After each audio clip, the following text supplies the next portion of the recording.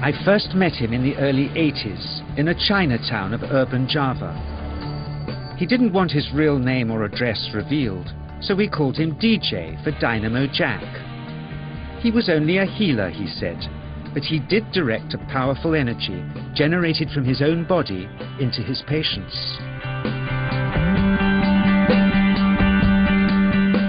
Sometimes he used the needles, sometimes just his hands.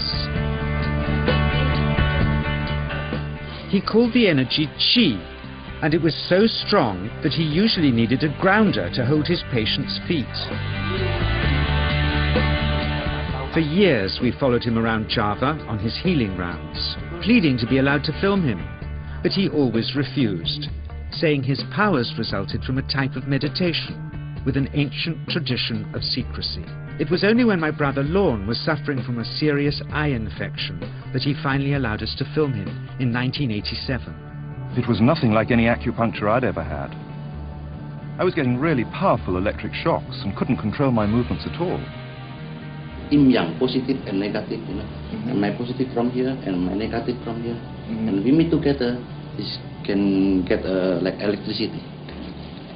And is this because you're special? You have a special sort of it's meditation every day. It's meditation that does it? Meditation every day.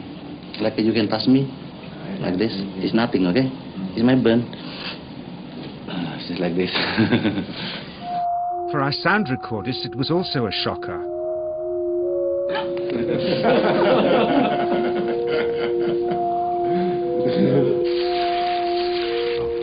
He then took our newspaper outside and showed us how Qi can also be used to set things on fire.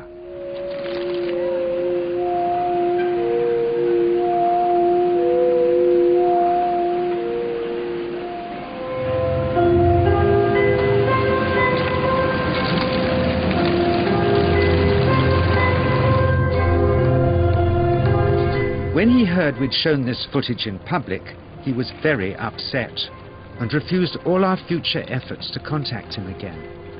As the years passed, we sadly resigned ourselves to never seeing him again. My brother Lorne never did, for by 1997 he was already dead, when I again found myself with DJ, now treating me for an eye problem. But it wasn't this that brought me back. He had tracked me down out of the blue and invited me to tell me a story. He had just returned from 2 years on a deep meditational journey, alone in the heart of Borneo. Amongst his revelations, he had seen, he said, how history was moving on into great change, and the old wisdom was vanishing.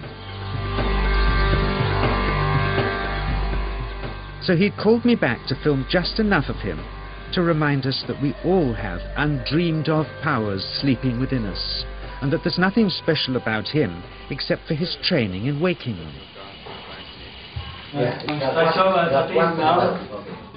Grounding this patient, my cameraman Joe is having to use all his weight to keep contact. But she is pushing him away. He seems able to control the amplitude of this Qi, like a dimmer switch, and it causes uncontrollable responses in the patients and their grounders. I can barely keep my hand on you. Fly off, the electricity is so strong. This mother unwittingly grounds her child. He won't sit still, so she's asked to hold him and grin and bear it. Sometimes, signs of this passing energy can be seen in the transmitter too. This Qi stuff is only the surface, he says, of the real adventure beneath, in the meditational technique.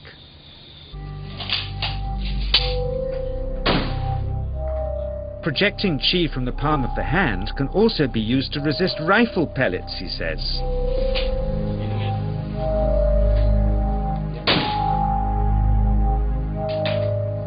First, you learn to distinguish between yin and yang Qi in your body. Then how to pool it in your navel chakra. Then how to project it, he says. And it's the proportionate mixture between yin and yang which accounts for different effects, like pulling or pushing objects or igniting them. Then he gets really strange. He says that mastering yin qi is the key to the spirit world. There's a long tradition of Indonesian krisis being possessed by spirits. So people bring him their krisis to see if they're duds. Here, he says, he doesn't manipulate matter by projecting mixtures of yin and yang qi. He merely creates a field of yin energy in which, he says, if there's a spirit, it can manifest itself.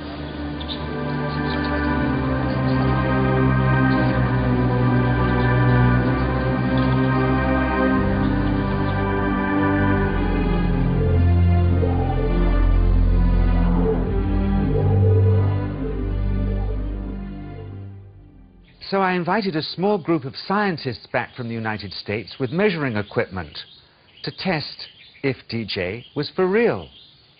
And if so, where might this energy belong on the electromagnetic spectrum?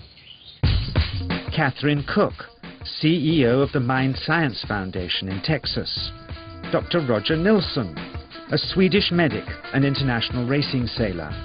Dr. Greg Simpson, a physicist from New York's Albert Einstein University, and Andreas Polak, one of DJ's Australian students.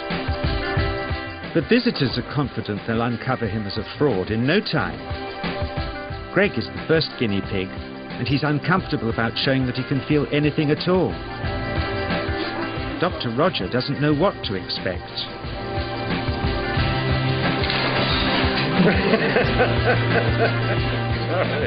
Out comes the metal detector, like the things they use in airports, to see if he has any concealed metal in his body. Then the voltmeter, to try and measure the qi. But how to get it to work? Where's the ground? What settings?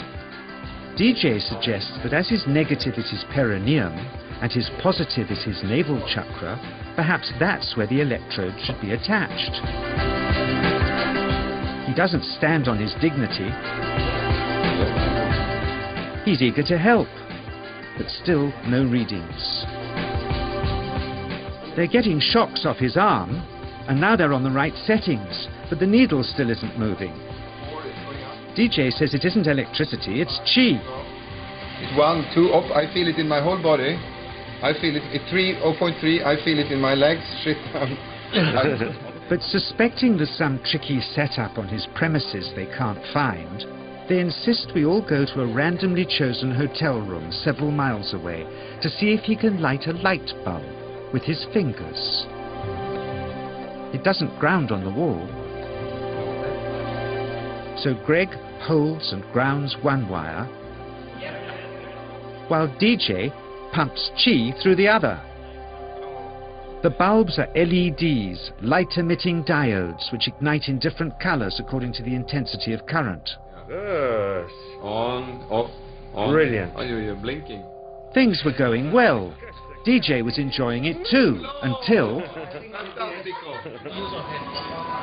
he invited us all out to lunch at his local, where he tried to push a chopstick through the table.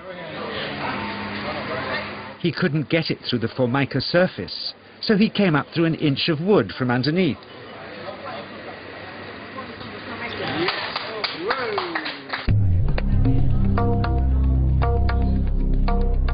Not only did he draw his own blood, but a chopstick splinter had caught Alison here between the eyes, drawing more. The incident was laughed off apologetically, but next morning he was a different man, drawn and upset. He said he'd been visited all night by his long-dead master, raging that he'd broken the strict taboos of his sect, never to show off in public and never to cause harm or draw blood. He felt deeply chastised. All further testing and filming must end. Never again would he submit to public scrutiny, nor accept any new students. He would sink from sight and continue his healing in obscurity, as he had done since before we met him in the early 80s, and had always told us was right.